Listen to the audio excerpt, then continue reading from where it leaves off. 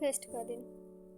राही और अर्निका नाश्ता करने के बाद से कॉलेज में ही प्रैक्टिस कर रही थी। राही भी उसी कॉलेज में पीजी कोर्स कर रही थी।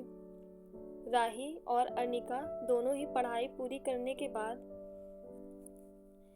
अपने शौक को भी पूरा कर रही थी। साची ने तो अपने शौक को ही अपना करियर बनाना चाहा और उसमें वो लग भी रही थी। दोनों अपने अपने प्रैक्टिस में लगे ही थे कि तभी वहाँ साची भी आ जाती है। तुम दोनों को भूख नहीं लग रही क्या? दोपहर हो गई है, चलो सबसे पहले खाना खाओ। अर्निका कहती है, हाँ बस 5 मिनट में चल रहे हैं। साची दोनों की बात नहीं सुनती है और दोनों को लेकर कैंटीन में आ जाती है। तीनों अपने लिए पाव भाजी मंगाती हैं। अब साची का तो इतने से पेट भरने वाला नहीं था, इसलिए उसने चाउमीन और कोल्ड ड्रिंक भी ऑर्डर कर दी। राही और अर्निका ने एक दूसरे की तरफ देखा और अफसोस भरी आवाज में बोली, इसका कुछ नहीं हो सकता।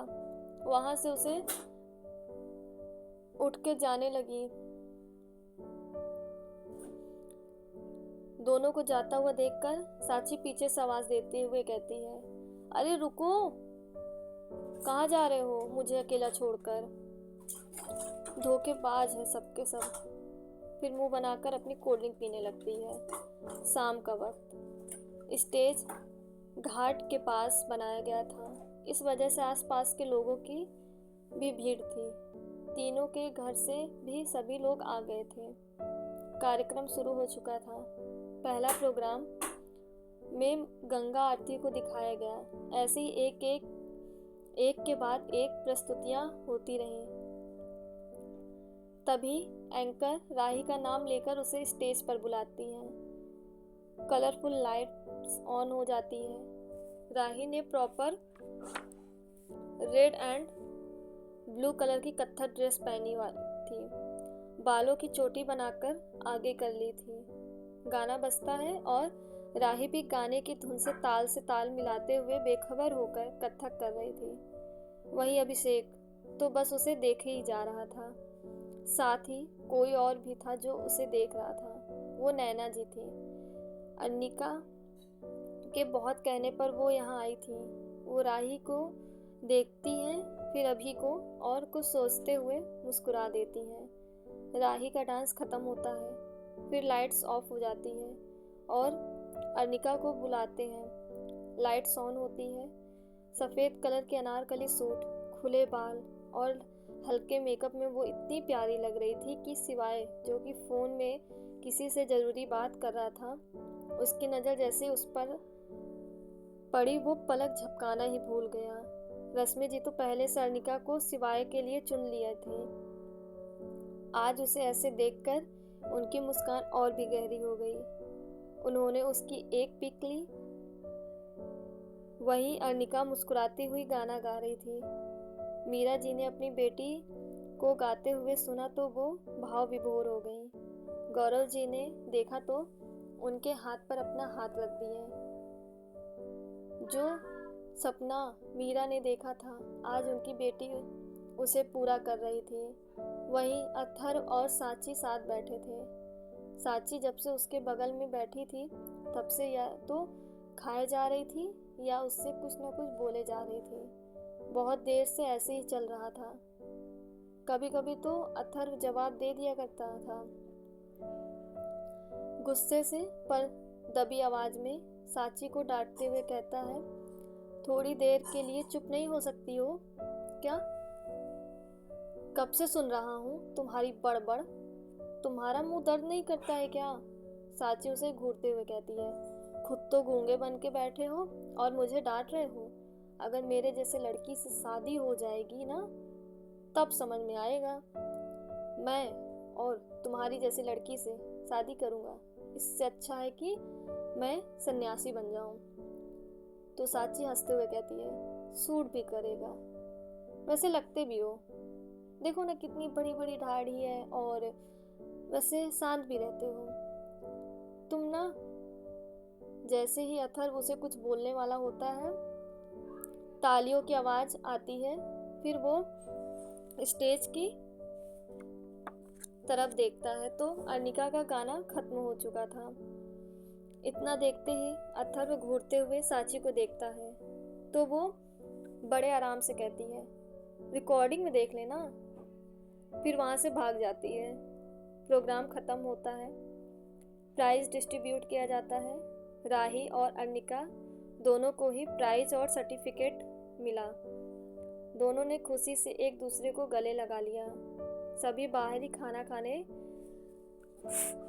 खाते हैं और अपने अपने घर के लिए निकल जाते हैं।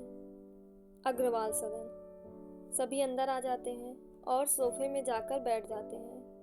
अर्निका भी थोड़ी देर दादी की गोद में सर रखकर लेट जाती है। आज तो तूने हमारा नाम रोशन कर दिया। आज तेरे दादाजी यहाँ होते तो बहुत खुश होते हैं। वो संगीत को महत्व देने के साथ साथ कभी कभी गा भी लिया करते थे। अर्निका कहती है, सच में? हाँ बेटा, अब तू जाके सो जा, बहुत थक गई होगी। फिर वहाँ से अर्निका चली जाती है। जैसे ही वो सबसे ऊपर की सीढ़ी में पहुँचती है तभी पीछे से गौरव जी आवाज़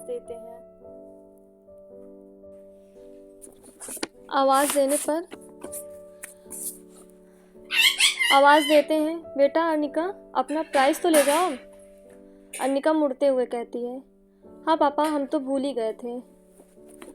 वो जैसे ही एक सीढ़ी उतरती है उसका पैर मुड़ जाता है और वो सीढ़ियों से गिर जाती है। सभी एक साथ चिल्लाते हैं, अर्निका। अथर्व जो कि अपने कमरे में था वो भी भागते हुए नीचे आ जाता है। अर्निका के सिर से बहुत ज़्यादा खून बह रहा था। दादी जी तो बेहोशी हो गई थी। मीरा उन्हें पानी की छींट मारकर होश मिला रही थी। अथर्व अर्निका के सर में रुमाल रखता है, फिर तुरंत कार में बैठाता है। गौरव जी भी उसके साथ गए थे। मीरा ने तुरंत नैना को कॉल किया। जैसे उन्हें पता चला थोड़ी देर में सभी अग्रवाल सदन आ गए थे। मीरा ने नैना को दादी जी को संभालने को कहा। अभी और अनंत जी के साथ हॉस्पिटल के लिए निकल गई। आराध्या ने भी जब अर्निका के बारे में सुना वो भी बस रोई जा रही थी। काव्या उसे समझा रही थी पर उसकी भी आंखों में आंसू था। उधर हॉस्पिटल में अर्निका को स्ट्रेचर से आईसीयू ले जाया गया। उसका सफ़ेद कपड़ा खून से लाल हो गया। आईसीयू में अंदर जाते ही दरवाज़ा बंद हुआ। सबको बाहर रोक दिया गया। मीरा बेहोश होने वाली थी तभी अथर्व ने उन्हें पकड़ के कुर्सी पर बैठाया। अभिषेक उनके लिए पानी लेने आया। पानी लाकर वो उन्हें पिला देता है पर वो पी नहीं रही थी, पर किसी तरह से उन्हें पानी पिलाया जाता है। अनंत जी गौरव जी को सांत्वना दे रहे थे। आलोक जी को जैसे पता चला वो भी रश्मि और साची को अग्रवाल सदन छोड़कर शिवाय के साथ हॉस्पिटल निकल गए। ड्राइव करते वक्त भी शिवाय की आंखों के सामने अर्निका का चेहरा आ रहा था। तभी सामने से एक तेज रफ्तार में कार आ रही थी तो शिवाय ध्यान नहीं दे पाया। आलोक जी ने शिवाय को जोर से चिल्लाते हुए आवाज़ दी, शिवाय सामने देखो। शिवाय ने तुरंत कट लिया और कार में तेजी से ब्रेक लगाया, जिस वजह से दोनों को हल्की सर में चोट आ गई। आलोक जी ने शिवाय से फिक्र से पूछते हैं, बेटा ध्यान कहाँ है तुम्हारा? तुम ठीक तो हो? अगर ठीक नहीं लग रहा है तो मैं ड्राइव कर लूँ? शिवाय मना करते हुए कहता है, नहीं पापा मैं ठीक हूँ, हॉस्पिटल भी बस आने वाला है। शिवाय ने कार स्टार्ट किया और चल दिया। सुकून पार्ट 32। अगला पार्ट जल्द ही आएगा।